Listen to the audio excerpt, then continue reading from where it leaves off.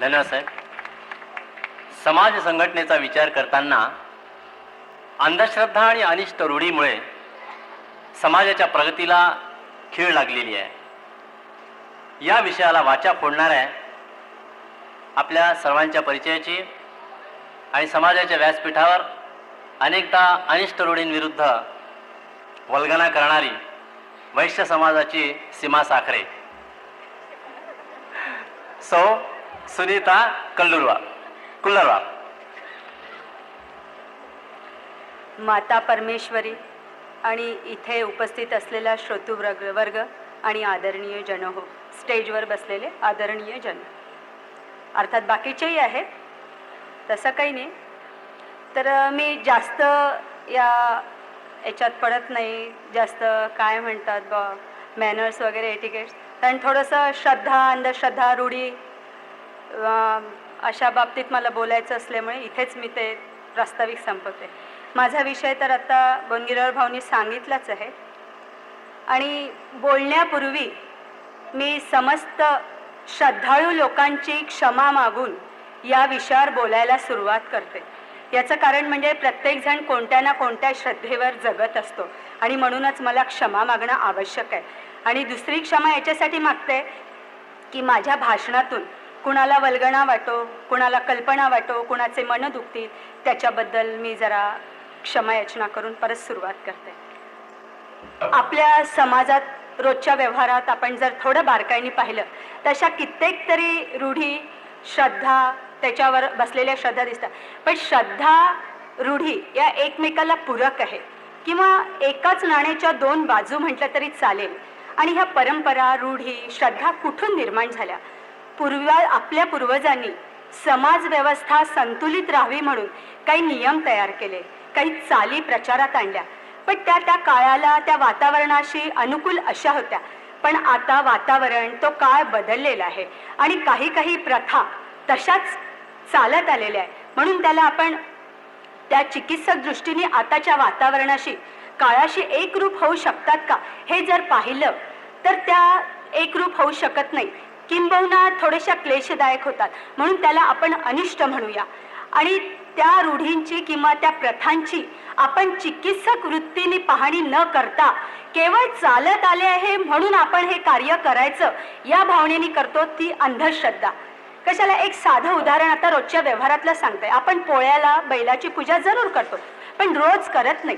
तर आता मंदिरात जाताना मोकाट गाई भरपूर सुटलेल्या असतात, त्याच्याचबरोबर सांड पण असतात. बऱ्याच ठिकाणी आपल्याला हे दृश्य दिसतं.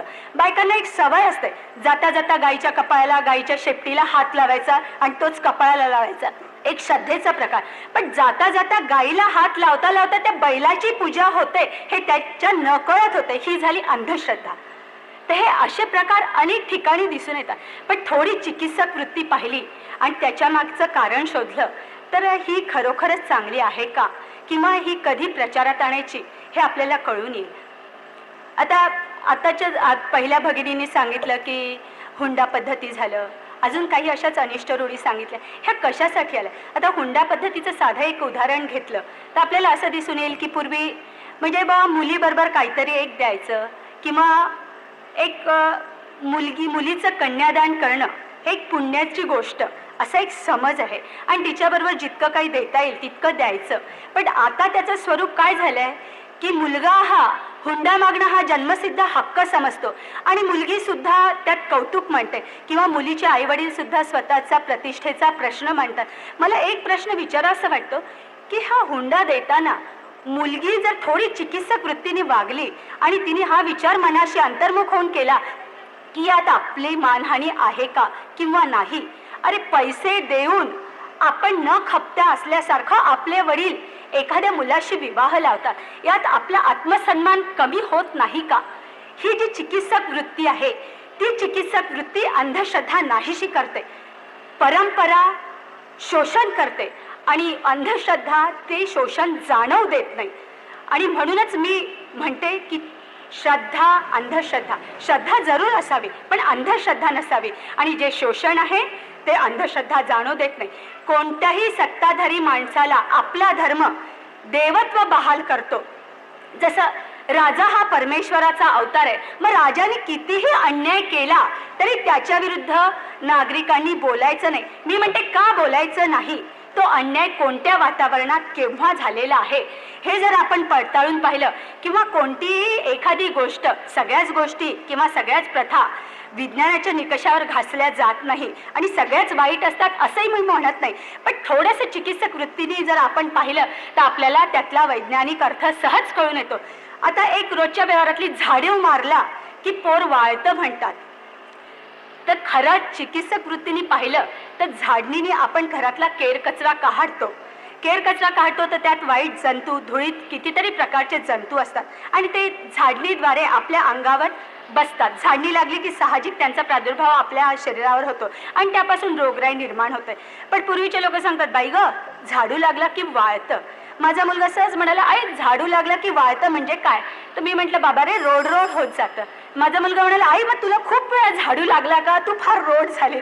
मला गंमत वाटली की त्याच्या मागचं त्याचं विचारायचं कारण म्हणजे अज्ञान. तेच जर एखाद्याने समजून सांगितलं की नाही रे बाळा, की झाडूवर असंख्य जंतू बसलेले असतात आणि झाडू लागला की त्याचा प्रादुर्भाव आपल्या शरीरात होतो आणि आजार येतो. तर हे जे आहे अंधश्रद्धेने न सांगता थोडंसं जर सांगितलं तर आपल्या वेळेची बचत, आपल्या कामात सुसंगतता व्यवस्थित होते. असं आता एक खीळ माझ्या विचारांना बसले कारण वेळेची. त्यांनी आत्ताच मला कॉल दिला की वेळ संपत आहे म्हणून. तरी मी सांगू इच्छिते की अशा अनेक घटना असतात. आता वटसावित्रीचं व्रत हे मी समस्त भगिनींची परत एकदा क्षमा मागून, दरवर्षी वटपौर्णिमेला 3 दिवसाचा कुणी उवाडाचा उपास करतो, कुणी 1 दिवसाचा, आणि सरळ म्हणतात भगिनी की देवा जन्मोजन्मी हाच पती मिळू दे. अशा कित्येक भगिनी इथे आहे की त्यांनी भरपूर हुंडा द्यावा लागलाय त्यांच्या आईवडिलांना, काही लोकांना कंगालही व्हावं लागलंय आणि त्यांना तो मुलगा नवरा म्हणून मिळालेला आहे. आणि ज्यांनी हुंडा घेतला त्याबद्दल अभिमान बाळगा, नवऱ्याबद्दल अभिमान असावा या मताची मी पण आहे.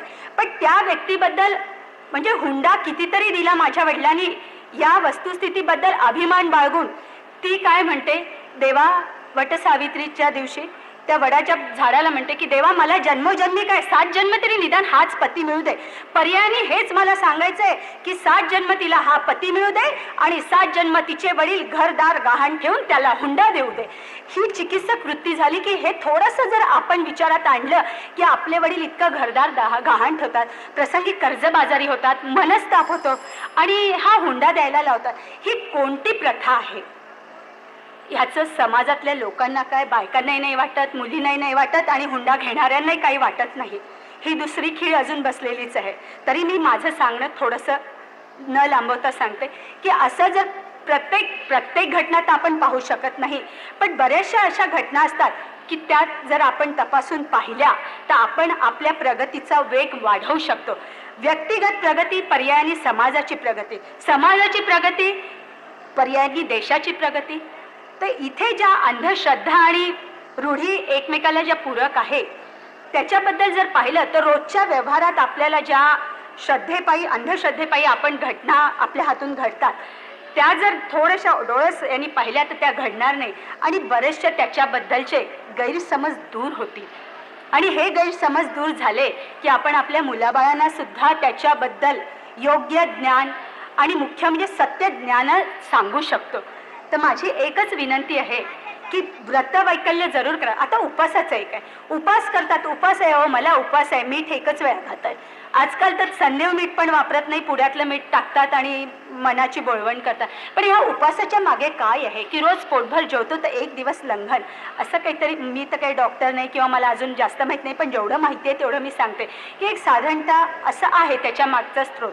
तर आपण उपासाच्या दिवशी नेमके तळलेले पदार्थ म्हणजे जसे कशाचे, अजून बटाट्याचे कुठले काय म्हणतात, गुलाबजाम, तर कुठल्या तळलेल्या पापड्या, तर साबुदाणा, जेणेकरून तत्सम पदार्थ खातो आणि भरपूर खातो की आज उपास आहे बाई, अमकं केलं तमकं केलं, रोजच्या जेवणापेक्षा ताटभर पदार्थ दिसतात.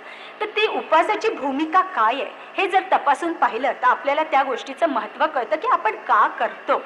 तर माझी एकच विनंती आहे की कुठल्याही रूढीच्या मागे धावताना ती रूढी आजच्या वातावरणाशी, आजच्या काळाशी किती अनुरूप आहे याचं आपण विवेचन करून पाहिलं तर आणि त्याचं सत्य ज्ञान जर पाहिलं तर आपण आपल्या याच्यात बरीच प्रगती करू शकतो.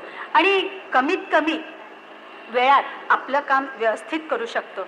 बस एवढं बोलून मी आपलं भाषण संपवते.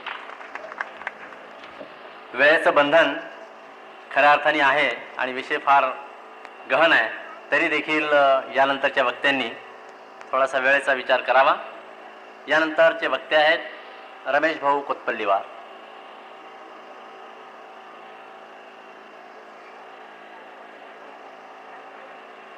आहेत का?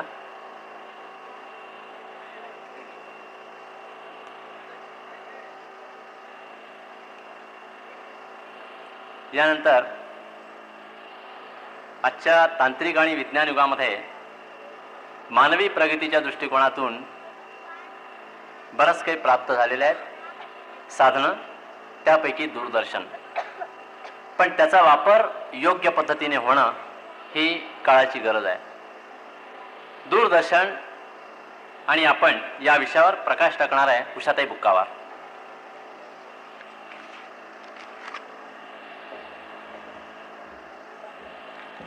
माता कन्यका परमेश्वरी आणि माझ्या बंधू भगिनींनो, तुम्हा आम्हा सर्वांना दूरदर्शनविषयी काय वाटतं हे एका वाक्यात सांगायचं झाल्यास, दूरदर्शन येई घरा तोची दिवाळी आणि दसरा असे हे बहुरंगी, बहुढंगी आणि बहुज्ञानी दूरदर्शन जेव्हा प्रत्येकाच्या घराघरात अवतरतं तेव्हा त्यावर नियंत्रण ठेवणं मात्र सर्वांना अगदी कठीणच जातं.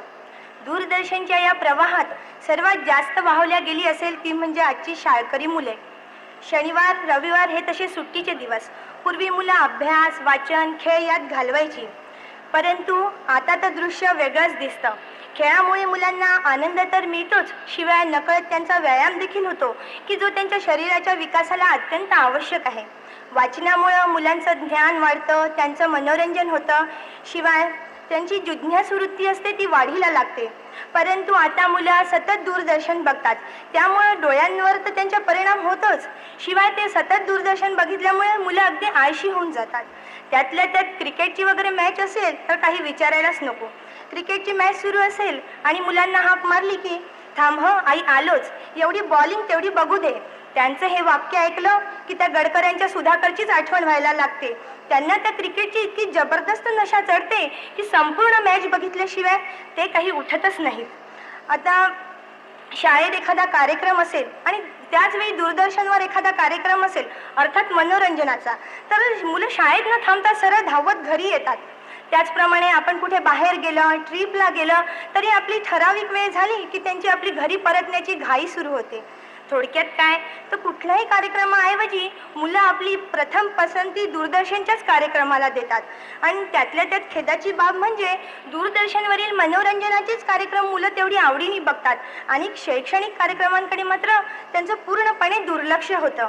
आधी शाळा, त्यानंतर ट्युशन आणि फावला वेळ दूरदर्शन, ह्यामुळे मुलं सांस्कृतिक आणि सामाजिक कार्यक्रमात भाग घेण्यात मुळीच उत्सुक नसतात आणि ह्या गोष्टी त्यांच्या सामाजिक, शैक्षणिक आणि सांस्कृतिक प्रगतीला अत्यंत मारक ठरतात. आता स्त्रियांबाबत बोलायचं म्हणजे दूरदर्शन आल्यापासून स्त्रिया अगदी वक्तशीर झाल्या. आपल्या कामाची आखणी त्या दूरदर्शनच्याच कार्यक्रमानुसार करून घेतात आणि त्यात मध्य व्यत्यय आला की सांगायलाच नको. प्रथम सुट्टीच्या दिवशी आम्ही कधी लवकर उठत नव्हतो, परंतु सुट्टीच्या दिवशी कधी लवकर न उठणारे आम्ही मात्र रविवारी लवकर उठतो, बराबर आपली कामे आटोपतो आणि टीव्ही समोर बसतो.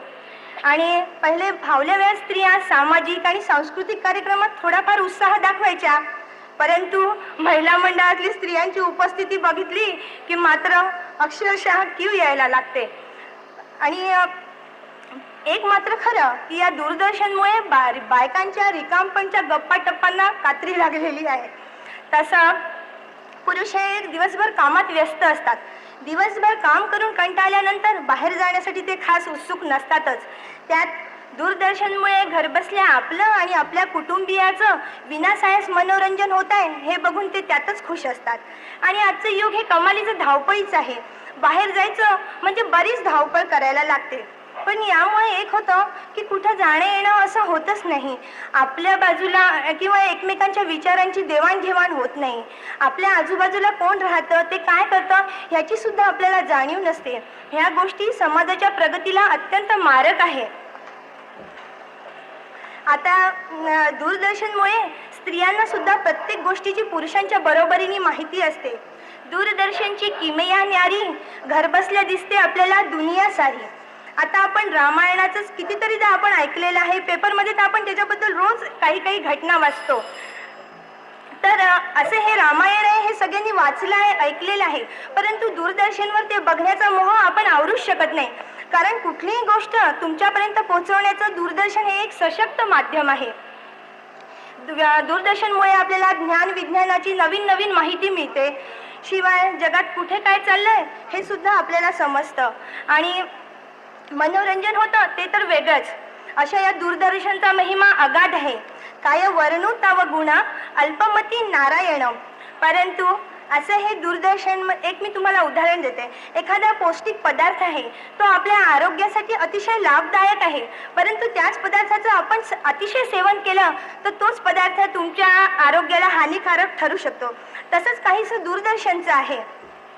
दूरदर्शन हे माध्यम अत्यंत चांगलं, प्रभावी आणि उपयोगी आहे, परंतु तुम्ही त्याच्या बघण्याचा किंवा त्याच्या वापराचा जर अतिरेक केला तर ते मुलांच्या शैक्षणिक विकासात तर त्याची बाधा निर्माण होईलच.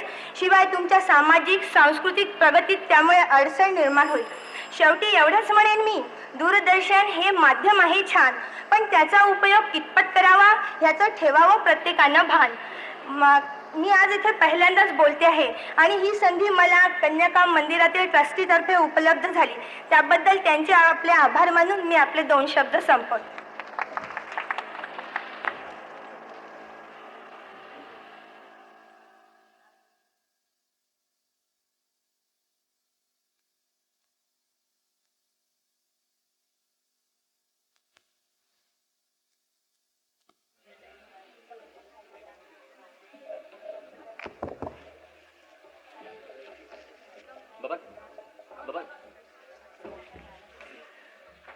दूरदर्शनचा महिमा अगाध आहे, पण मी म्हणेन इलेक्ट्रिसिटीचा महिमा अगाध आहे.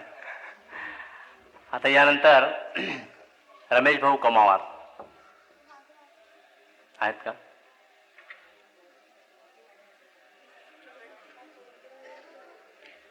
मला वाटते नाहीत. आता यानंतरच्या विषयाला आपण स्पर्श करणार आहोत. जीवन प्रवाहामध्ये मानवी प्रगतीला जोडलेली सुख समाधान आणि आनंद देणारी किनार म्हणजे नाट्य आणि कला. जीवन प्रवाहात कला आणि नाट्य या विषयावर बोलणार आहे भावना बुनगीरवार. लकी आहे, लाईट पूर्ण आलीत.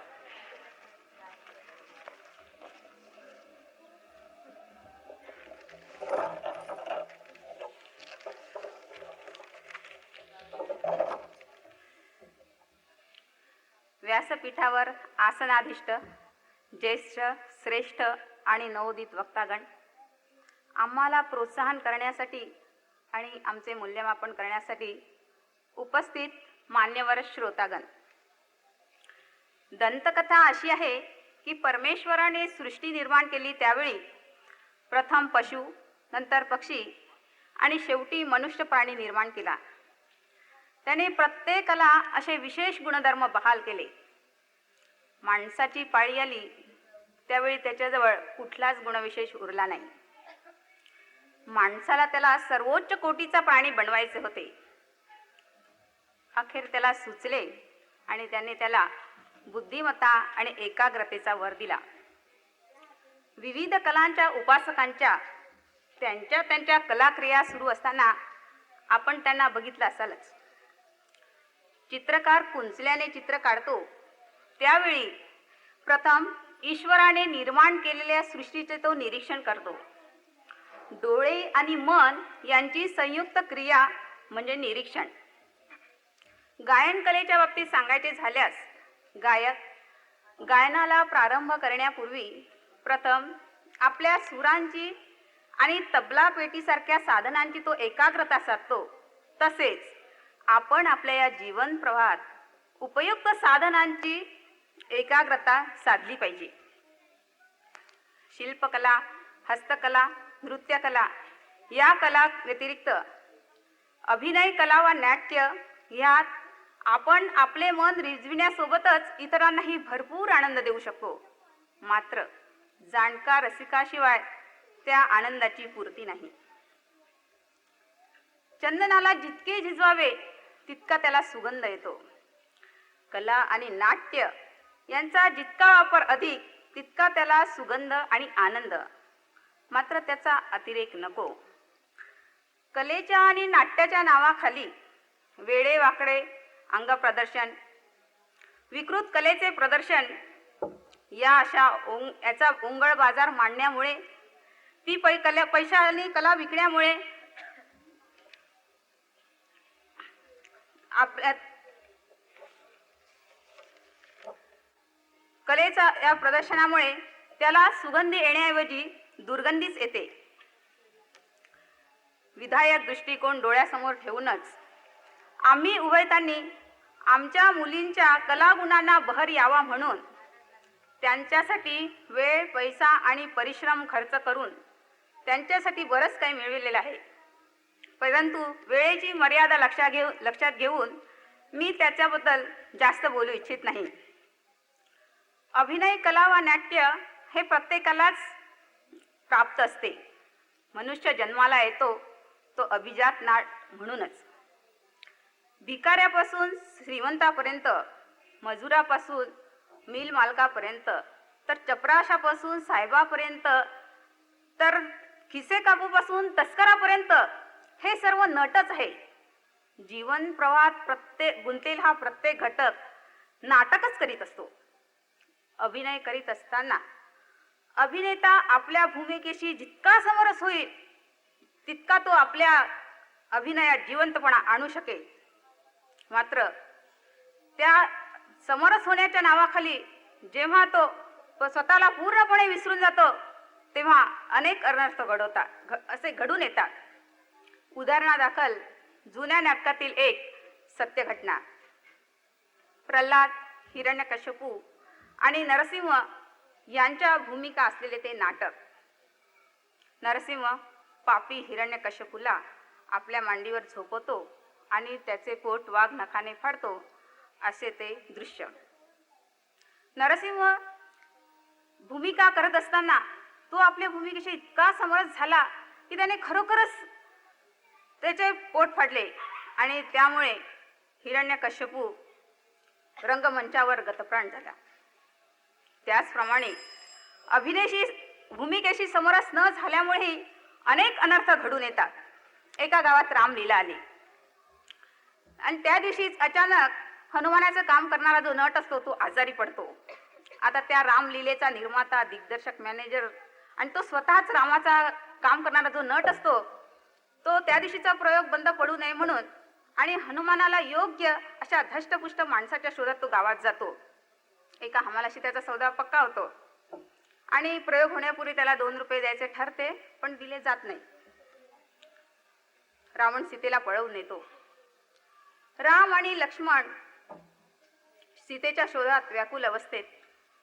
हनुमान रंगमंचावर उडी मारून सर्वत्र स्तब्धता. राम हनुमंताला म्हणतो, हे अंजनीसुत हनुमंता, वायुपुत्रा, सांग माझी सीता कोठे गेली ते सांग. त्यावर पैसे न मिळाल्यामुळे चिडून जाऊन हनुमान त्याला म्हणतो, तुझी सीता गेली मस्तात आणि तूही जा वरून. माझे आधी 2 रुपये दे, मग सांगतो तुला तुझी सीता कोठे गेली ते. आपल्या या रोजच्या व्यवहारातही असेच घडत असते.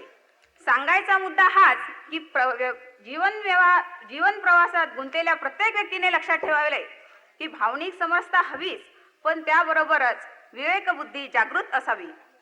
सामान्यपणे अभिनयासाठी दैनंदिन व्यवहारामध्ये आपले व्यक्तिमत्व, शरीरयष्टी, सुडोल, बांधार, रंग, रूप, आवाज, शुद्ध वाणी, शब्द, स्पष्टोच्चार ह्या सर्व गुणांचा प्रभाव पडतो. तरी देखील त्याच्या ठिकाणी असलेल्या बुद्धिमत्ता, भावुकता आणि भावनिक नियंत्रण यामुळे तो त्यावर मात करू शकतो. याचे उदाहरण द्यायचे झाले तर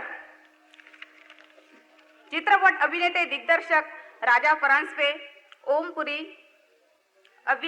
लठ्ठ बांध्याची अभिनेत्री टुनटुन, आवाजात दोष असूनही अडखळत बोलणारा मधु आपटे आणि आखूड बांध्याचा मुकरे या सर्वांनी आपल्या व्यंगावर मातच केली आहे. थोडक्यात सांगायचे म्हणजे जीवन हे नाट्य आहे.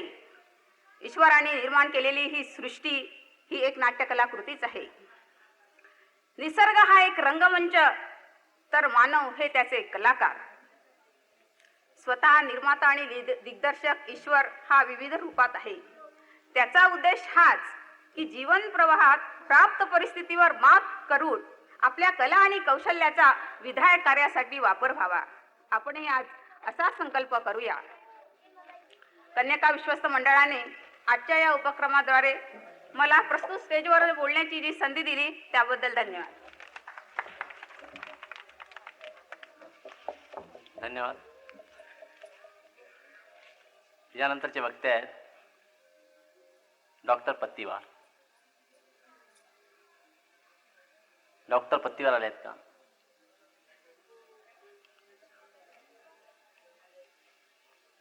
मला वाटते नाहीत, म्हणून पुढच्या वक्त्याला विनंती करणार आहे मी.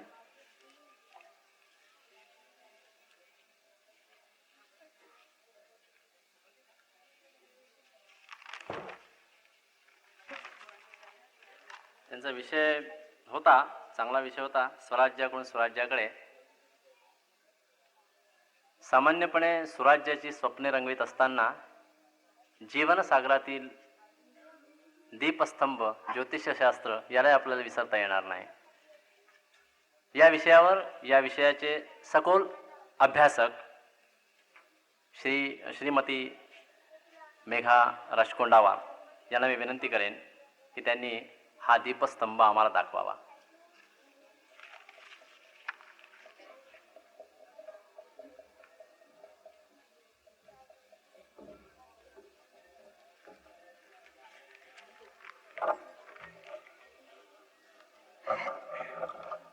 माता कन्यका परमेश्वरी आणि बंधू भगिनींनो, कराग्रे वस्ते लक्ष्मी, करमध्ये सरस्वती, करमूले तू गोविंदहा, प्रभाते करदर्शनम.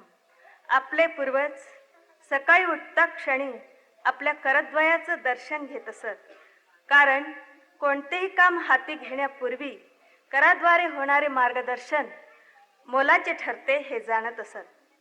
नन्हे मुन्ने बच्चे तेरे मुट्ठी में क्या है, मुट्ठी में है तकदीर हमारी. या ओळीमध्ये जीवनाचा अतिशय गहन अर्थ कवीने अगदी सहजतेने सांगितला आहे. या दोन करांनी तुम्ही जी कर्तबगारी कराल, जे कार्य कराल, त्यावरच तुमचं भाग्य आणि भवितव्य अवलंबून असतं. आणि नियतीनेही तुमचा भाग्यलेख, तुमचं भाग्य हातावरच लिहिलेलं असतं. तर अशा प्रकारे मनुष्य हा प्रारब्धाचा निर्माताही असतो आणि गुलाम देखील असतो. याची प्रत्येकाने जाणीव ठेवावी आणि त्याप्रमाणे आपला जीवनक्रम अनुसरावा. तर भविष्य काळाबद्दल प्रत्येक मनुष्य प्राण्याच्या, मनुष्य मात्रांच्या मनामध्ये उत्सुकता असते की भविष्य काळामध्ये काय होईल, भविष्य काळामध्ये काय घडणार आहे. मानव कितीही प्रगत झाला तरी भविष्य काळाबद्दलचं त्याचं कुतूहल कधीही संपणार नाही. तर अशा परंतु हे जे आपलं आयुष्य असतं अतिशय रोमांचक असतं. काही क्षण, काही दिवस अतिशय आनंदाचे, भरभराटीचे, सुखाचे असतात की ते सुखाचे क्षण आपल्या हातून निसटूच नाही असं वाटतं. पण काळ आपलं काम करतो. काळ बदलतो. दुःखाचे, निराशेचे प्रसंग दिवस येतात. आपला प्रयत्नवाद संपतो. मती कुंठित होते. पदोपदी प्रत्येक क्षणाला निराशाच पदरी पडते. अशा वेळी तर कित्येक हैराण झालेल्या व्यक्ती आत्महत्येस देखील प्रवृत्त होत असतात. काहींचा रोगच लवकर बरा होत नाही, तर काहींवर फार मोठं आर्थिक संकट कोसळतं, तर काही मुलींचे विवाहच लवकर जमत नाही, तर काही दुर्दैवी विवाहिता आपल्या व्यसनी पतीच्या छळामुळं, त्रासामुळं अतिशय त्रस्त झालेले असतात. तर असे दुःखी, रंजलेले, गांजलेले जेव्हा असतात तेव्हाच त्यांना दैवज्ञाची किंवा ज्योतिषाची आठवण होते. आता आपल्या नशिबात काय आहे, मरण आहे की जीवन आहे, काही मार्ग आपल्याला सापडेल की नाही, की असंच आपण तडफडत राहू, हे जाणण्यासाठी जर कोण यावेळी त्यांना मार्ग दाखवत असेल तो दैवज्ञ. म्हणजेच ज्योतिषी. तर अशा प्रकारे जे रंजलेले गांजलेले दुःखी जीव आहेत त्यांना धीर देऊन त्यांच्या जीवनामध्ये नवचैतन्य निर्माण करण्याचं अगदी यशस्वीरित्या कार्य, ज्याचा अभ्यास सखोल आहे, गाढ अभ्यास आहे, असा सखोल अभ्यासक ज्योतिषी अतिशय उत्तम प्रकारे त्यांच्या जीवनात नवचैतन्य निर्माण करण्याची जबाबदारी अत्यंत यशस्वीपणाने पार पाडत असतो. एरिस्टॉटल म्हणतो, हातासंबंधी एरिस्टॉटलची उद्गार आहे की the hand is the organ of organs, the active agent of the passive powers of the entire system. इतका महत्त्वपूर्ण हात आहे. एखादा प्राणीशास्त्रज्ञ मृत प्राण्याच्या हाडाच्या एखाद्या लहानशा तुकड्यावरून त्या प्राण्याचा सांगाडा कसा होता याचा आराखडा तयार करू शकतो. इतकेच नव्हे तर तो प्राणी कोणत्या जातीचा होता, त्याच्या सवयी काय होत्या, त्याला कुठला रोग झाला होता, एका मेलेल्या प्राण्याच्या लहानशा तुकड्यावरून इतक्या गोष्टी तुम्हाला सांगता येतात. तर तुमच्या जिवंत व्यक्तीच्या महत्त्वपूर्ण हातावरून आम्ही काय सांगू शकणार नाही. तुमचा संपूर्ण जीवनपटच सांगू शकतो. अर्थात त्यासाठी सखोल अभ्यासावा, अध्ययन हवं. तर सखोल अभ्यास, अनुभव आणि अंतःस्फूर्ती ही त्रयी ज्या दैवज्ञाला किंवा ज्योतिषाला साधली, तोच तुम्हाला अशा अडचणीच्या वेळी, दुःखाच्या वेळी योग्य आणि उत्कृष्ट आणि चांगलं मार्गदर्शन करून तुम्ही जे निराश झाले असाल तर तुमच्या जीवनात आशा फुलवण्याचं कार्य करू शकतो. तर अशा प्रकारे हे जे ज्योतिषशास्त्र आहे हे मार्गदर्शक शास्त्र आहे. तुम्ही रस्त्याने जात असताना समजा लाईट गेले तर त्या काळ्याकुट्ट अंधारामध्ये तुम्ही एक पाऊल देखील पुढे जाऊ शकत नाही.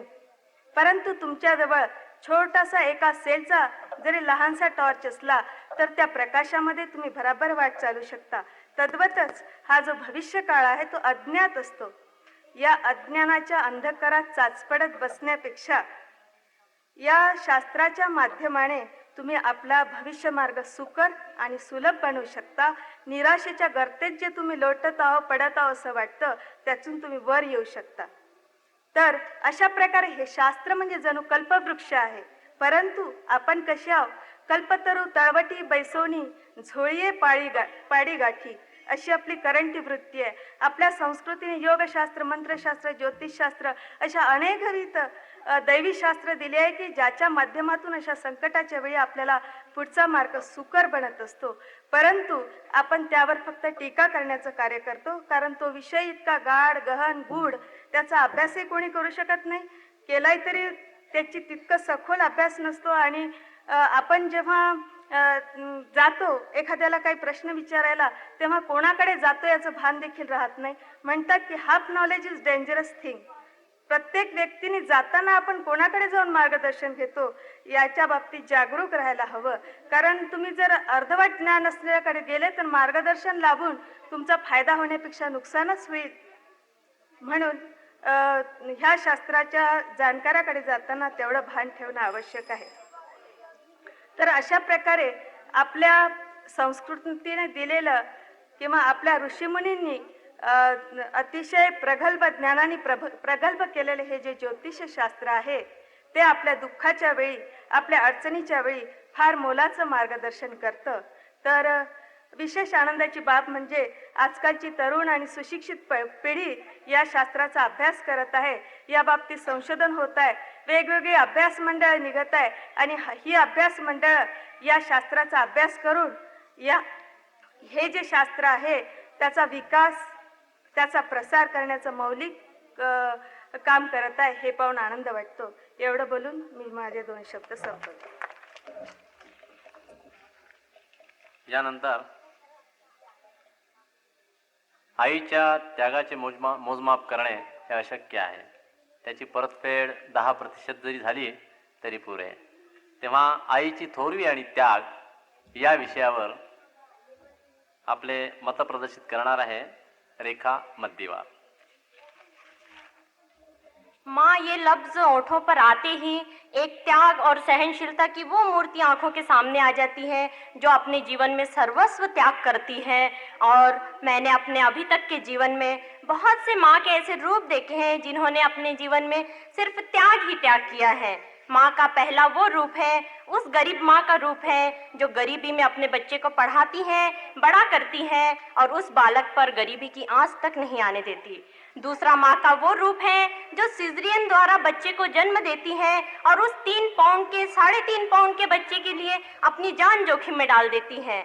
माँ का तीसरा वो रूप है जहाँ अभाग्यवश माँ एक अपंग बच्चे को अपने कोख से जन्म देती है और उसकी हर तमन्ना, हर आकांक्षा यही होती है कि समाज उसको इज्जत की दृष्टि से देखे, समाज में उसे एक अच्छा स्थान प्राप्त हो। माँ का एक वो भी रूप देखने को मिलता है कि जहाँ माता और पिता के विचारधाराओं में बहुत सा अंतर होता है और बच्चा होते ही वो सुंदर सपने सजाने लगते हैं कि मैं बच्चे को ये लाइन दूंगी, मैं बच्चे को वो लाइन दूंगी। लेकिन उस समय माँ चाहती है कि मैं अपने बच्चे को देशभक्ति के कामों में लगाऊं या मिलिट्री में भेजूं, लेकिन पिता चाहते हैं कि नहीं, मैं उसे बिजनेसमैन बनाऊंगा, अपनी आंखों के सामने रखूंगा। उस समय माँ को या तो अपने सपनों की राख कर देनी होती है या फिर वो जिद्दी है और अपने जिद से बच्चे को आगे भेजती है, तो सांसारिक जीवन में वह कलह का कारण बनती है। माँ का एक वो भी रूप देखने को मिलता है जिसे हमारा समाज सौतेली माँ कहता है और उसे घर में लाया ही इसलिए जाता है कि वो घर की जिम्मेदारियों को बड़ी वफाई से निभाए, बड़ी ईमानदारी से निभाए और जो पहली बीवी के बच्चे हैं उसे अच्छी परवरिश दे।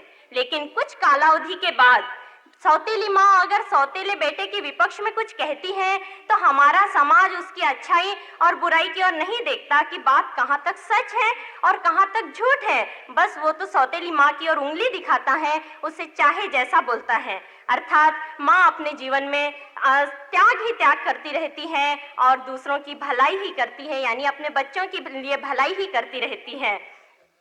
जब हम कोई टीवी सीरियल देखते हैं या बंदिनी सीरियल देखते हैं तब हमें ऐसा लगता है हाँ ये हीरो है या ये विलेन है, कितना बेवकूफ है, ये कैसे माँ के साथ में दुर्व्यवहार कर रहा है, कैसा बर्ताव कर रहा है। लेकिन जब प्रत्यक्ष में हम पे घटता है या प्रत्यक्ष में वो बात हम पे आती है तो हम उन बातों को भूल जाते हैं और माँ को इस त्याग के प्रत्युत्तर में क्या मिलता है? कुछ भी नहीं मिलता। जब तक बच्चा बड़ा होता है, पढ़ता है, लिखता है तब तक तो ठीक है, लेकिन जब उसकी पारिवारिक जिम्मेदारियां बढ़ जाती हैं, उसके शादी ब्याह हो जाते हैं, उस समय वो माँ के अस्तित्व को कम करता जाता है और अपने पारिवारिक जगत में और व्यवसायिक जगत में वो इतना ज्यादा व्यस्त हो जाता है कि माँ के लिए टाइम निकाल पाना भी उसके लिए मुश्किल हो जाता है। अगर कोई माँ है जो जिसे किसी बड़ी बीमारी ने जकड़ लिया है, उस समय उसे उसकी दवाइयाँ, उसकी औषधियाँ अनावश्यक खर्चे में आ जाती है और वो माँ धीरे धीरे माँ के अस्तित्व को कम करता जाता है, जबकि माँ के त्याग की शौर्य गाथाएं जितनी कही जाए उतनी ही कम है। और हमें अपने कर्तव्यों को, जिस तरह से माँ अपने कर्तव्यों को ईमानदारी से निभाती है, उसी तरह से हमें भी अपने कर्तव्यों को ईमानदारी से निभाना चाहिए, उसके प्रति बेवफाई नहीं दिखाना चाहिए। और हम माँ के आभारी हैं और हमेशा ही माँ के आभारी रहेंगे और उसके कर्तव्यों के प्रति वफाई दिखाएंगे। और मनुष्य माँ के प्रति ऐसा व्यवहार क्यों करता है, मैं अध्यक्ष महोदय से और आप लोगों से प्रश्न करूंगी कि हम जानते हैं कि माँ के साथ कैसा बर्ताव होना चाहिए, माँ के साथ कैसा व्यवहार किया जाना चाहिए, फिर भी हम उस बात को भूल जाते हैं और हम माँ के साथ में इतनी ईमानदारी से हम अपना कर्तव्य नहीं निभा पाते। आखिर क्यों? क्योंकि वो एक माँ है इसलिए। लेकिन माँ इन सारी बातों को सहन करती है, अच्छी तरह उनको देखती रहती है, इस नियति के नज़ारे को देखती रहती है और सोचती है, अपने अतीत को याद करती है, लेकिन वो उसमें त्याग और सहनशीलता की वो देवी शक्ति है जो और किसी में नहीं होती। और मैं अभी तक के सिर्फ इसी नतीजे पे पहुंची हूँ कि मनुष्य माँ के साथ बेवफाई निभाता है क्योंकि उसका अतीत धूमिल हो जाता है, उसके माँ के साथ बिताए हुए कठिन दिन धूमिल हो जाते हैं, उसका अतीत कोसों दूर चला जाता है, वर्तमान बड़ा ही सुखकर होता है और उसे भविष्य की चिंता नहीं होती, इसलिए वो माँ के महत्व को कम करता है। जबकि माँ के एहसानों को तो हम कभी भी नहीं मिटा सकते, हम हमेशा से ही उसके ऋणी रहे हैं। और बार बार घंटियां बज रही हैं, इतना कह के मैं अपना स्थान ग्रहण करूंगी और अंत में फिर एक बार कहूंगी, यहाँ जगी श्रेष्ठ दैवत आईचे, ना फिटे कदी ही ऋण जन्म देते छे।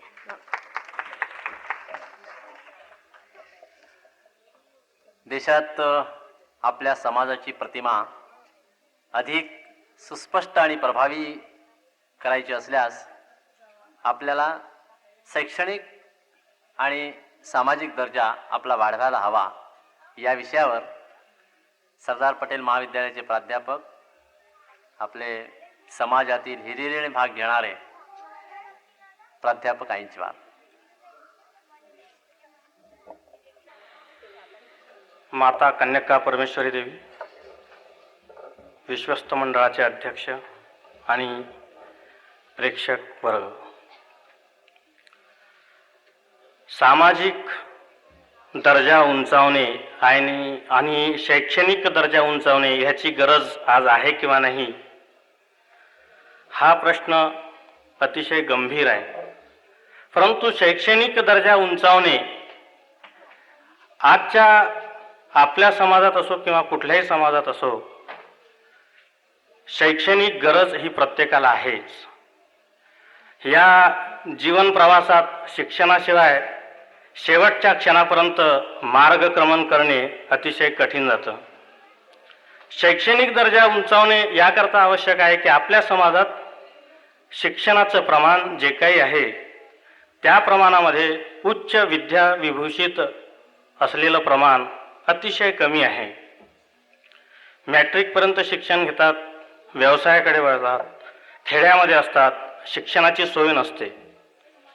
या दृष्टिकोनातून प्रत्येकाला शिक्षणाची सोय उपलब्ध व्हावी आणि ह्या शैक्षणिक दर्जा उंचावण्याच्या दृष्टिकोनातून आपला समाज कितपत कार्य करीत आहे, सामाजिक दर्जा उंचावण्याच्या दृष्टिकोनातून शिक्षणाशी संबंधित असलेला हे दोन्ही एकमेकाशी सहसंबंधित अशा प्रकारचा भाग आहे. तेव्हा प्रत्येकाने जर स्वतःला विचारलं की समाजाप्रती आपण काय करतोय, सामाजिक दर्जा उंचावण्याच्या दृष्टिकोनातून प्रत्येक व्यक्ती कितीही स्वतःचा स्वार्थ त्याग करीत आहे याचा विचार करणे आवश्यक आहे. समाजामध्ये ज्या काही आपला जो समाज आहे चंद्रपूर शहरामध्ये किंवा चंद्रपूर जिल्ह्यामध्ये जर आपण विचार केला तर या समाजाने चंद्रपूर वासियांना अशा प्रकारची कुठलीही एखादी संस्था दिलेली नाही किंवा कुठलीही अशा प्रकारची शैक्षणिक संस्था दिलेली नाही की ज्यामुळे समाजाचं स्थान उंचावू शकते आहे. समाजाजवळ पैसा आहे, आर्थिक क्षमता आहे, परंतु सामाजिक दृष्टिकोनातून, सामाजिक दर्जा उंचावण्याच्या दृष्टिकोनातून समाजाने असा कुठलाही प्रयत्न केलेला नाही. का करू नये? आपल्या समाजात उच्च विद्याविभूषित विद्यार्थी का होऊ नये? समाजामध्ये या समाजाकडे पाहण्याचा दृष्टिकोन इतर समाजाचा जो आहे त्या दृष्टिकोनातून आपला समाज आपला दर्जा उंचावण्याच्या दृष्टिकोनातून प्रयत्नशील का असू नये? शैक्षणिक दर्जा उंचावण्याच्या दृष्टिकोनातून प्रत्येक पालक आपल्या मुलाला चांगलं शिक्षण देण्याचा प्रयत्न करतो आहे, परंतु हे शिक्षण देत असताना प्रत्येकाचाच मुलगा हा डॉक्टर होतोय किंवा इंजिनियर होतोय असं म्हणता येत नाही. 5% किंवा 10% मुलं इंजिनियर किंवा डॉक्टर होतात, बाकीचे वाणिज्य विभागाकडे किंवा कला विभागाकडे जातात. परंतु या वाणिज्य आणि कला विभागामध्ये शिकणाऱ्या विद्यार्थ्यांची संख्या जरी विचारात घेतली तरी पालक या नात्याने पालक हा आपल्या पाल्याच्या अभ्यासाविषयी किंवा आपल्या शैक्षणिक दर्जाविषयी कधीहीच विचार करत नाही, परंतु तो एखाद्या त्या गुरुजीकडे किंवा त्या प्राध्यापकाकडे किंवा त्या कॉलेजला दोष देतोय. त्या कॉलेजात राहणारा 3 तास राहणारा विद्यार्थी आणि आपल्या घरी असणारा 17 तास घरी असणारा विद्यार्थी, 17 तासामध्ये आपण आपल्या मुलावर किती संस्कृती ठेवतोय, किती संस्कृती आपण त्याच्यावर लादतो आहे याचा विचार पालक करायला पाहिजे आणि ह्याच गोष्टीवर शैक्षणिक दर्जा उंचावू शकतोय. सामाजिक दर्जा उंचावण्याकरता सुद्धा आपण समाजाप्रती जर चांगल्या भावना ठेवल्यात, मागील 2 वर्षापासून या विश्वस्त मंडळाने केलेल्या प्रयत्नांनी आपण कन्यका देवीच्या वर्धापन दिनाकरता बरेच उपस्थिती आढळून येते आहे, परंतु यापूर्वी जी उपस्थिती होती ती फार अगदी कमी राहत असे. या दृष्टिकोनातून सामाजिक भावना आपली वाढलेली आहे, समाजाबद्दल प्रेम वाढलेलं आहे, परंतु यामधून सुद्धा आपण आपला सामाजिक दर्जा कशा प्रकारे वाढवता येईल याचा प्रयत्न जरूर करता येतो आहे. वेळ कमी आहे आणि जास्त वेळ न घेता मी माझे 2 शब्द संपवतोय. धन्यवाद. त्या अगोदर एक सूचना की मुळात संख्या रोडावलेली आहे आणि आता हा भाषणाचा कार्यक्रम आटोपल्यानंतर लगेच या ठिकाणी सांस्कृतिक कार्यक्रम होतील आणि माझी सगळ्यांना विनंती आहे की आत्ता बराच वेळ झालेला असला तरी आणखी तुम्हाला तासभर इथं बसावं लागेल. तुम्हाला जो त्रास होणार आहे त्यापेक्षा मुलांचं समाधान हे जास्ती आहे, म्हणून मी विनंती करतो की एकानेही या परिसरातून बाहेर जाऊ नये आणि मुलांचा कार्यक्रम पाहावा आणि त्यांना प्रतिसाद द्यावा. स्त्री आणि पुरुष ही रथाची 2 चाकं आहेत. जीवन प्रवासाला दोन्हींची गरज आहे. आपल्या समाजात स्त्रियांचं स्थान याविषयी विचारमंथन करणार आहे सौ सरिता उत्तरवार.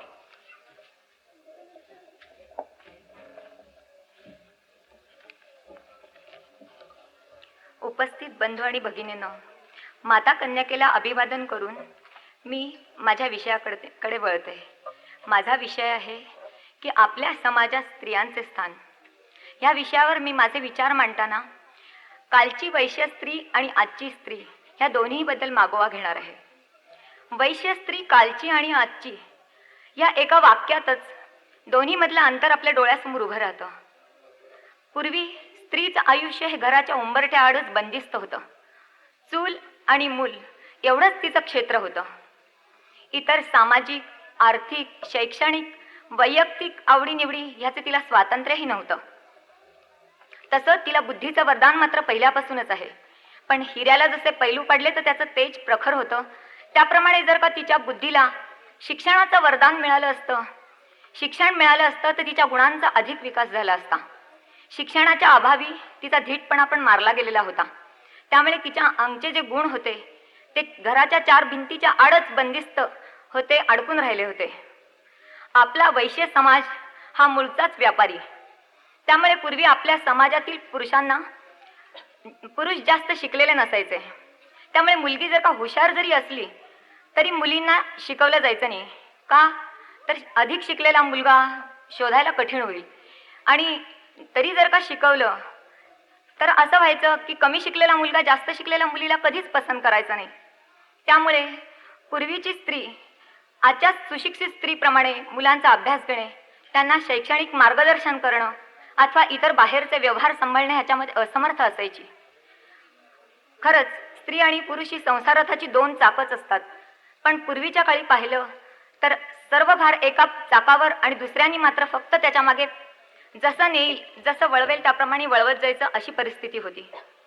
खरं तर स्त्री हा घराचा आत्मा असते. ज्या घरामध्ये स्त्रीची अवहेलना होते, तिला मान दिला जात नाही, त्या घरामध्ये कधीच सुख शांती नांदत नाही. त्या मनाने आजची स्त्री ही शिक्षणाने धीट झालेली आहे. तिला मिळणाऱ्या ज्ञानाने, विचारांनी, अनुभवांनी ती अधिक समृद्ध आणि अधिक विचारी झालेली आहे. मातृशक्ती ही सर्व शक्तींची जननी मानली जाते, कारण मुलांवर सुसंस्कार करण्याचे कार्य तिलाच करायचं असतं. जर अशा स्त्रीला शिक्षण दिलं, तिला अधिक स्वातंत्र्य दिलं तर हे सुसंस्कार करण्याचे कार्य ती अधिक डोळसपणे करू शकेल. आजच्या धकाधकीच्या जीवनामध्ये मुलांना शिक्षणासाठी, नोकरीसाठी दूर दूर पाठवावं लागतं. अशा वेळेला पूर्वीची जी स्त्री असायची तिला बाहेरच्या जगाची कल्पना नसल्यामुळे तिच्या मनाची तयारी व्हायची नाही अशा मुलांना दूर पाठवण्यासाठी. पण आजची स्त्री मात्र तिच्या वैचारिक वाढीमुळे आपल्या मनावर संयम ठेवून मुलांच्या भविष्यासाठी, त्यांच्या शिक्षणासाठी, प्रगतीसाठी दूर पाठवायला तयार होते. पूर्वी तर मुलींना दूर पाठवण्याची गोष्टच काढता यायची नाही, पण आता मात्र ती परिस्थिती बदलली आहे. पूर्वी आपल्या समाजात नृत्याचं, अगर खेळाचं शिक्षण देणं सुद्धा गैर मानलं जायचं. पण आता शिक्षणाने समाजाचा पण दृष्टिकोन बदलला आहे आणि मुलींनी झगडून आणि संघर्षाने तो हक्क मिळवलेला आहे. आता सर्वात महत्त्वाचा प्रश्न म्हणजे जोडीदाराचा. ज्या व्यक्तीबरोबर सारा जन्म काढायचा ती व्यक्ती पसंत आहे किंवा नाही हे सुद्धा मुलीला विचारले जायचे नाही. पण आज मात्र मुली स्पष्टपणे आपले मत मांडू शकतात, आपले विचार सांगू शकतात. अर्थात ह्यालाही काही अपवाद आहेतच, पण पूर्वीच्या मनाने बरेच स्वातंत्र्य मुलींच्या मताला आलेले आहे. मात्र एका गोष्टीची अतिशय खंत वाटते की हुंड्याचं प्राधान्य मात्र दिवसेंदिवस अधिकच वाढत चाललं आहे. मुलगी कितीही शिकली, ती स्वतः कमावणारी असली, 2-3 पदव्यांची अगर ती मानकरी असली, कला क्षेत्रामध्ये तिने सन्मान मिळवले असले, तरी पण त्याचा हुंड्यावरती काहीही परिणाम होत नाही. लग्नाच्या बाजारात तिच्या बाह्य सौंदर्याला आणि सांपत्तिक स्थितीलाच महत्त्व दिलं जातं. तिच्यातील कलागुण मात्र उपेक्षितच राहतात. हुंड्याच्या या यक्ष प्रश्नापुढे आजची उच्च शिक्षित होऊन सुद्धा स्त्री ही अबलाच राहिली आहे, हतबल झालेली आहे. खरं तर आजची स्त्री ही खऱ्या अर्थाने आपल्या पतीची अर्धांगिनी आहे. कारण आजच्या विभक्त कुटुंब पद्धतीमुळे घरातील पुरुष जेव्हा नोकरीसाठी, शिक्षणासाठी अथवा धंद्यासाठी बाहेर जातो, तर घरातील सर्व जबाबदारी स्त्रीलाच पार पाडावी लागते आणि ती अत्यंत समर्थपणे पार पाडते, हे तुम्हाला सर्वांनाच दिसतंय. पण पुरुषाबरोबर स्त्री समानता आज जरी अस्तित्वात आलेली असली आणि स्त्री अधिकाराची भाषा बोलली जात असली, तरी स्त्री अत्याचार आणि हुंडाबळी मात्र सतत आपल्या नजरेसमोर येत असतात. आणि हे असलेले प्रकार जेव्हा आपण प्रत्यक्ष पाहतो तेव्हा मन विषण्ण होतं. म्हणून माझी समाजाला विनंती आहे की ह्या सर्व गोष्टींची अतिशय गंभीरपणे दखल घ्यावी आणि समाजाने स्त्री शक्तीचा उचित विचार करून तिच्यातील उपजत कलागुणांना जर का वाव दिला, तर समाजाची आर्थिक आणि सामाजिक भरभराट नक्कीच अधिक होईल. धन्यवाद. यानंतर शेवटचं भाषण. तर या सांस्कृतिक कार्यक्रमात भाग घेणारे जे कलाकार आहेत त्यांनी सावध राहावे आणि जे साथी आहेत तळवेकर, पवार सर आणि मोहन कुंभारे हे देखील इथं असतीलच.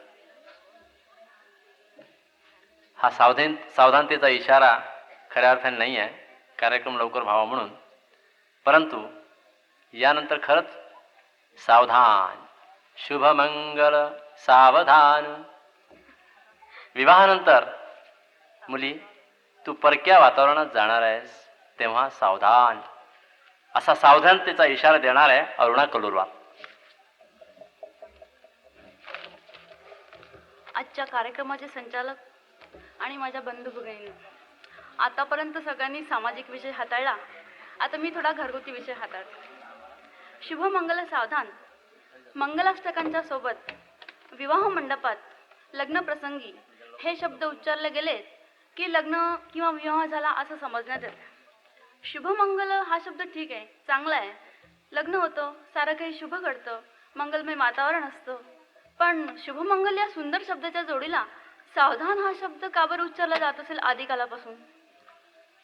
त्यामागे कोणता उद्देश असेल बरं? सगळ्यांना सावध करण्याचा तर उद्देश नसेल ना?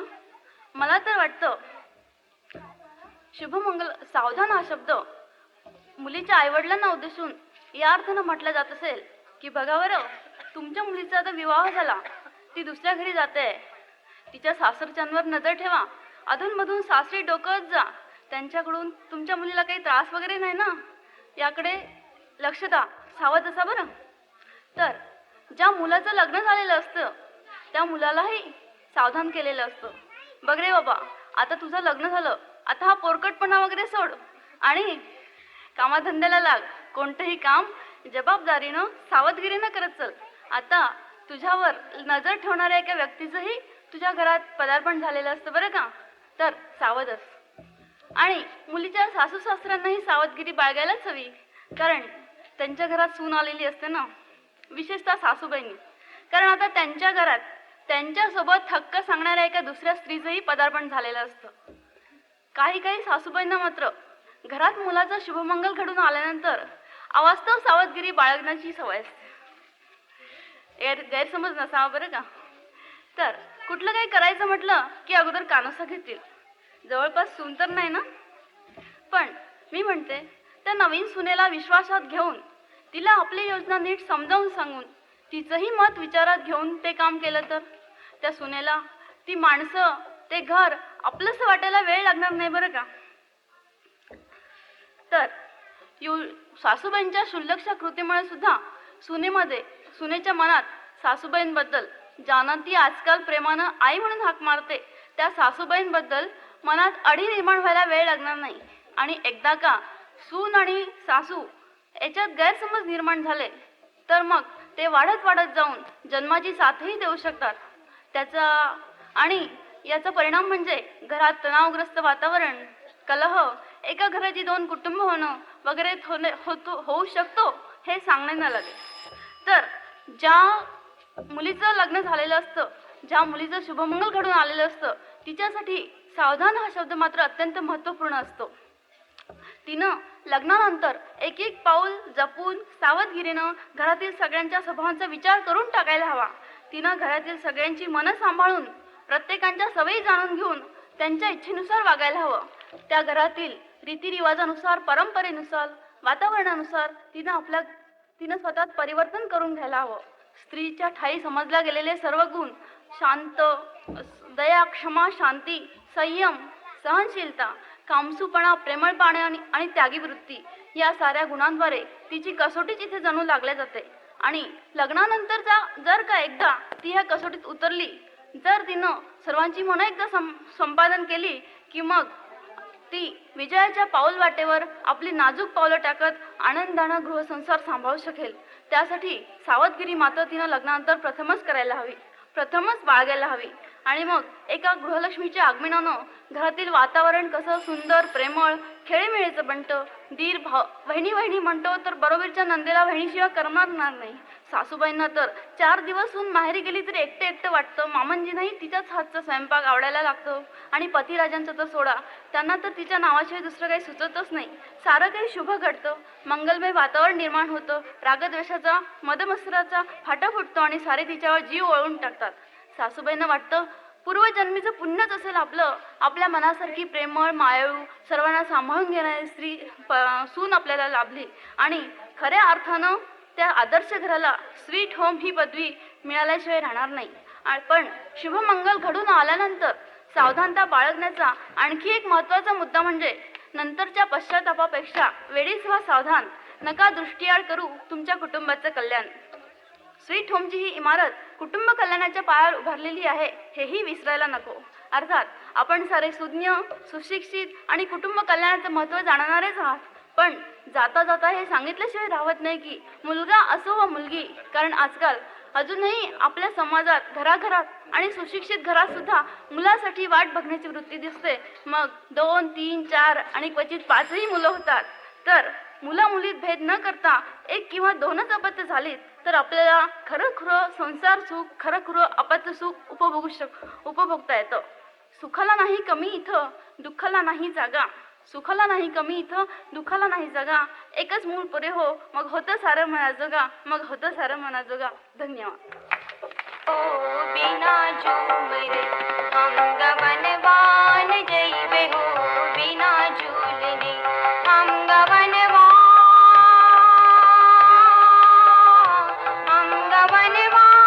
जइबे हो, बिना झूलने हम गगनवान है, हम गगनवान जइबे हो, बिना झूलने.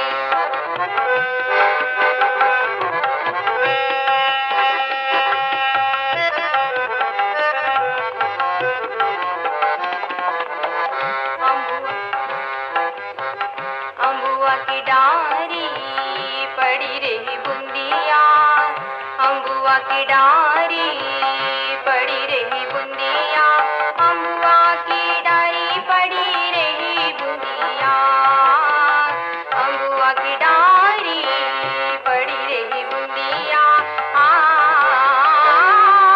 अजरा से उलझे लहरिया, अजरा से उलझे लहरिया, लहरिया हो बिना झूलने हम गगनवा है, हम गगनवा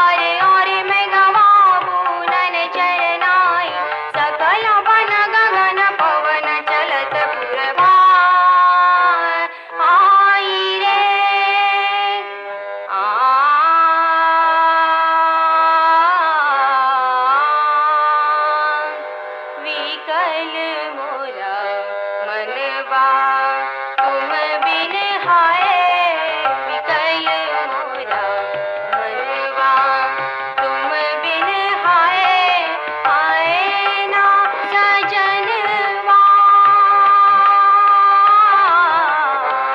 रुत बित जाए विकल मोरा मनवा तुम बिन हाय विकल मोरा मनवा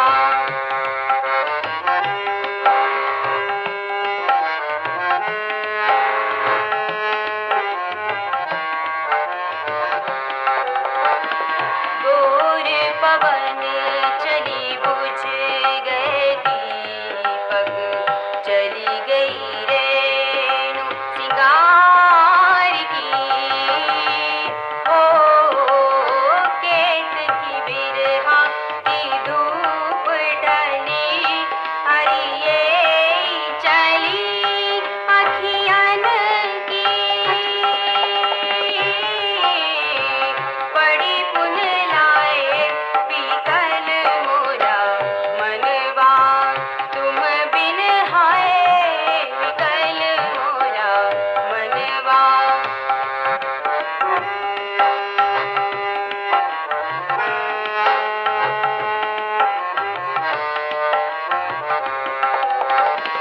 विदुष की लहर पकने नन के और युग से अंधेरा मेरा आंगना हो सूरज चमका न चांद खिला हरिये जला रही अपना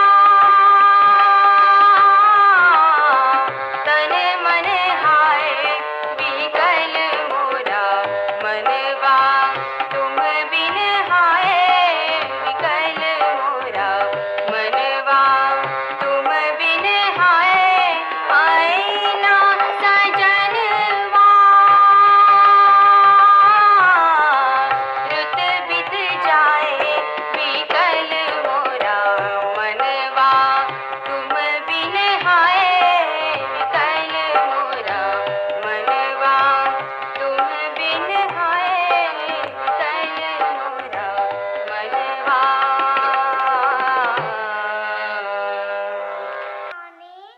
Daddy bangs on the door and shouts, "Oh God, are you still there?"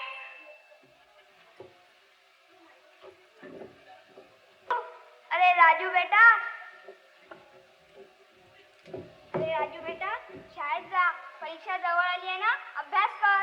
मी नाही जाणार शाळेत, मी अभ्यास पण नाही करणार. पण का? बाबा तुम्हीच तर मला परवा गाढवाचे लेख म्हटलं होतं. गाढवाचे लेख कधी शाळेत जातो, अभ्यास करतो, परीक्षा देतो का? हॅलो, मी आपणासमोर एक विनोद सांगते. एकदा काय झालं, आम्ही 10-12 मैत्रिणी गेलो सहलीला आपल्या ताडोबाला. तिथं पोचल्यानंतर चहा कॉफी घेऊन निघालो फिरायला. काही मागे काही पुढे अशा हळूहळू जात होत्या. आमच्यापैकी 2-4 मैत्रिणी बऱ्याच समोर गेल्या.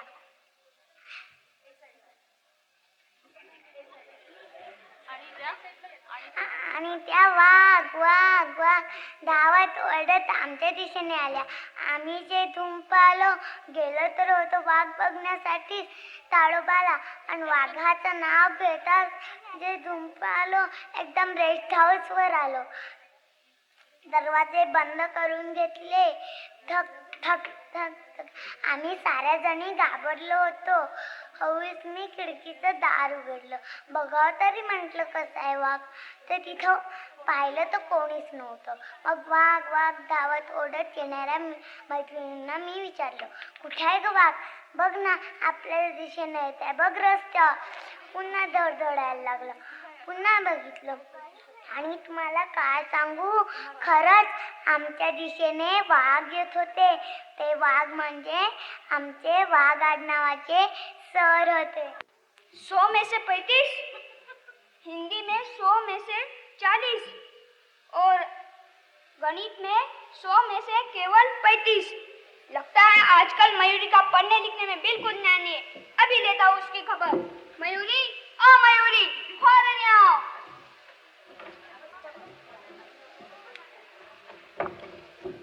अभी आई डैडी। लगता है आजकल तुम्हारा पढ़ने लिखने में बिल्कुल ध्यान नहीं है, केवल खेलने में लगी रहती हो। वार्षिक परीक्षा में सभी विषयों में तुम्हारे कितने कम नंबर आए? तुम्हें ट्यूशन लगाने का कोई फायदा नहीं। एक में था कि अपने जमाने में बिना ट्यूशन से 70-75% मार्क प्राप्त कर लेता था। अच्छा, क्यों इतनी तेजी से मयूरी को डांटे जा रहे हो? डांटू नहीं तो क्या शाबाशी दूं? कम नंबरों के कारण मयूरी की बजाय आपको डांटना चाहिए। मुझे? वो क्यों? क्योंकि जिस रिपोर्ट बुक को देखकर आप मयूरी को डांट रहे हैं, वो मयूरी की नहीं बल्कि आपकी है।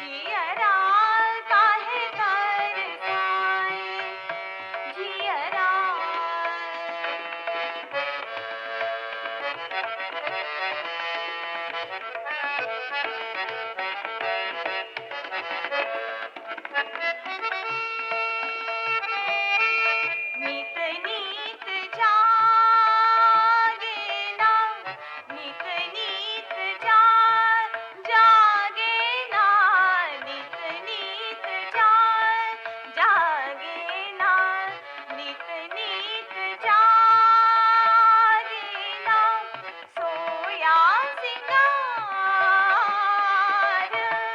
सोया सिंगार, झनन झन झन नित ना बुलाय, काहे जिया तरसाय, काहे तरसाय, जियरा काहे तरसाय, जियरा.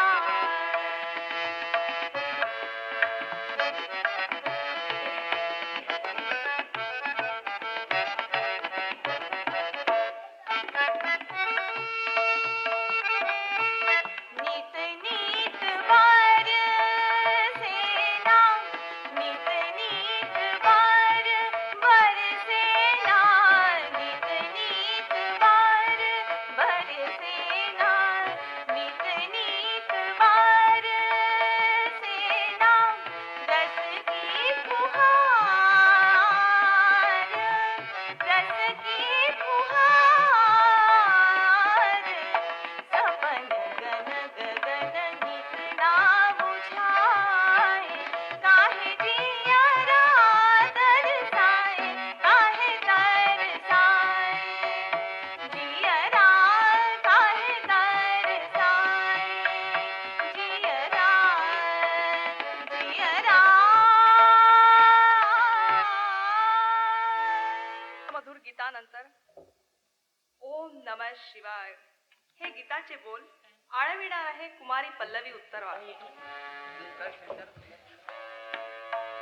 नमः शिवाय, ओम नमः शिवाय, ओम नमः शिवाय, ओम नमः शिवाय. सांसों के सरगम पे धड़कन ये दोहराए, ओम नमः शिवाय, ओम नमः शिवाय, ओम नमः शिवाय, ओम नमः शिवाय.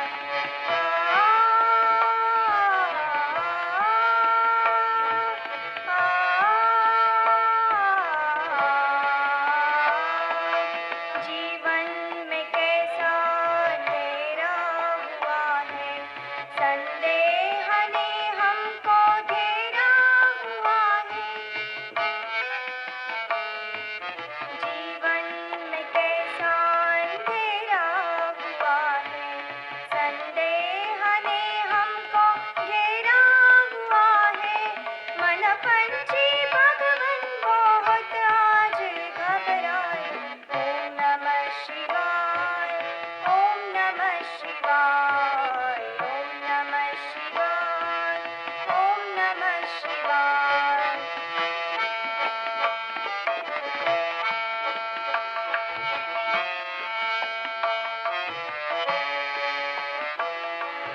विश्वास की माला टूटी पड़ी है, भगवन सहारा दे मुश्किल घड़ी है. विश्वास की माला टूटी पड़ी है, भगवन सहारा दे मुश्किल घड़ी है.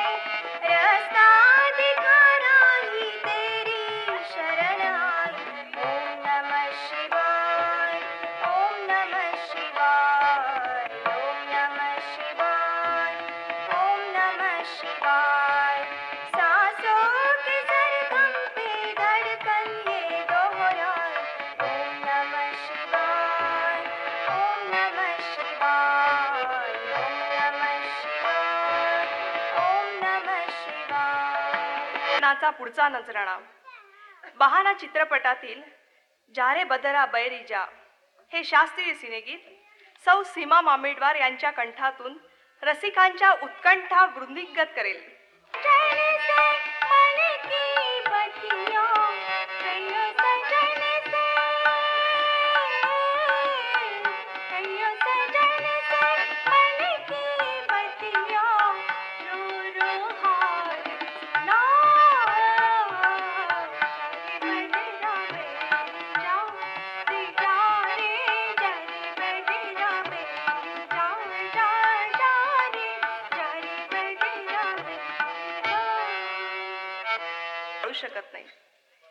यानंतर सादर होत आहे एक अविस्मरणीय मराठी गीत.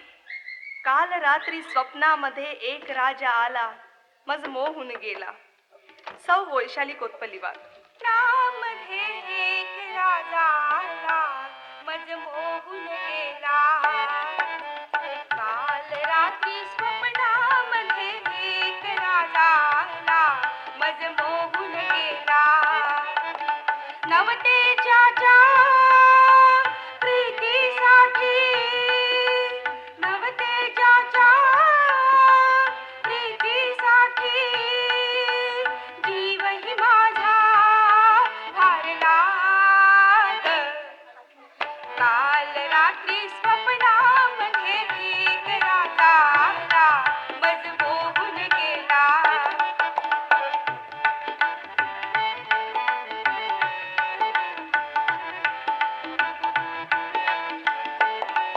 वेलीत गंध गंधात मंद धुंदावली फुले, स्पर्शात रंग रंगात तंग ही देत ती झुले.